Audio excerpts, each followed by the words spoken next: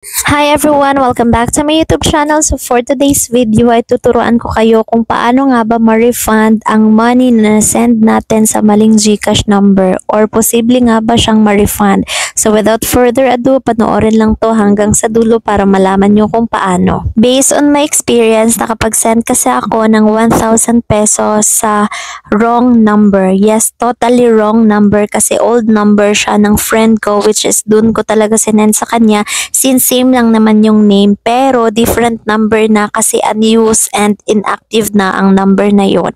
So ganito yung ginawa ko. So unang-una is pumunta ako dun sa pinaka-transaction talaga namin and makikita nyo dun sa baba is may get help which is i-flash ko na lang dito yung mga photos para makita nyo kung saan kayo papasok at pupunta. So may get help dyan and pindutin mo lang dyan tapos may lalabas na ganito. So ito yung piliin mo which is yung nakapag-send ka sa wrong number. Tapos lalabas dito na magsasubmit ka ng ticket.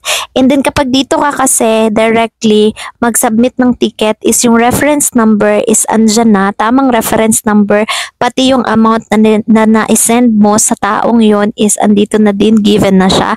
Tapos lalagyan nyo na lang siya yung mga hinihinging information ni GCash. Fill upan nyo lang yung mga hinihinging information ni GCash at i-state nyo lang po kung ano yung nangyari. Since sa akin kasi same name siya pero different number kasi yung old number yung nasendan ko tapos suppose yung new number sana.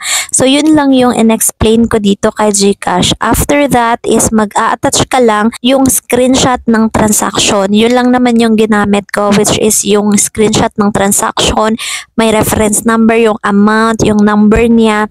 So ganun lang. Yun lang yung in-attach ko and then sinubmit ko na ang ticket. And what happened next is pumunta ako dito sa part na to, sa may profile ko talaga dito kay GCash and then nakikita nyo naman yung help dyan or help center. Tapos dito na part is may ticket, di ba?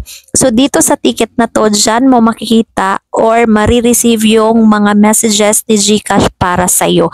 Kasi nga, kung hindi mo na napapansin na ini-email ka na ni GCash, dito sa mismong application is makikita mo or pwede kang makapag-conversation dito ka GCash katulad ng ginawa ko. And ito yung mga reply ni GCash sa akin. Nakikita nyo naman yan. Basahin nyo na lang. Ayan, yun yung mga nireply niya sa akin. And then, nag-reply din ako sa kanya para mas makita niya talaga or para ma-explain ko din kung ano talaga yung nangyari, kung bakit nagkamali ako ng pag-send. And then, nag-reply na naman si GCash sa akin. Ayan, tapos, accordingly is maghihintay lang daw ako ng 3 days. Actually, Sunday, na-refund ni GCash sa akin yung amount na na-send ko sa maling number. Diba, sobrang daling makipag-communicate ni GCash at easy peasy lang talaga. Walang hassle yan. Sobrang easy lang, sobrang daling makipag-communicate kay GCash basta't alam nyo lang yung sasabihin nyo at alam nyo lang talaga kung anong nangyari dun sa sinend nyong money. And ang importante talaga is kapag namali kayo ng number or pag-send ng numerong sinendan nyo ng GCash, sana ay hindi talaga siya i-cash out ng nasendan nyo. Kasi nga, ang unang-una talaga na sasabihin ni GCash is dapat i-contact natin yung mismong number na nasendan natin.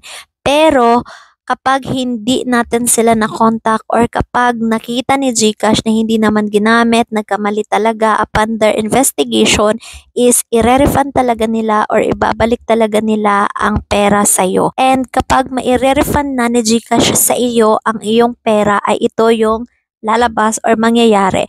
So, magte-text si GCash sa'yo or mag-i-email siya sa'yo or else dun mismo sa help which is yung ticket na sinubmit mo, magre-reply si GCash doon na na-refund na niya ang pera sa'yo.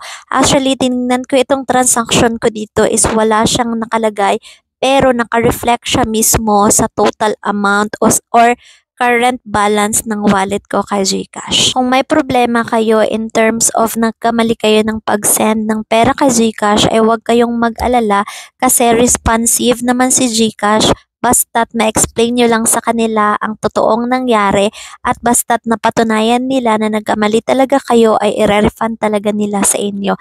Kaya sana nakatulong ang very quick video na ito sa inyo. So ayan lang, thank you so much for watching.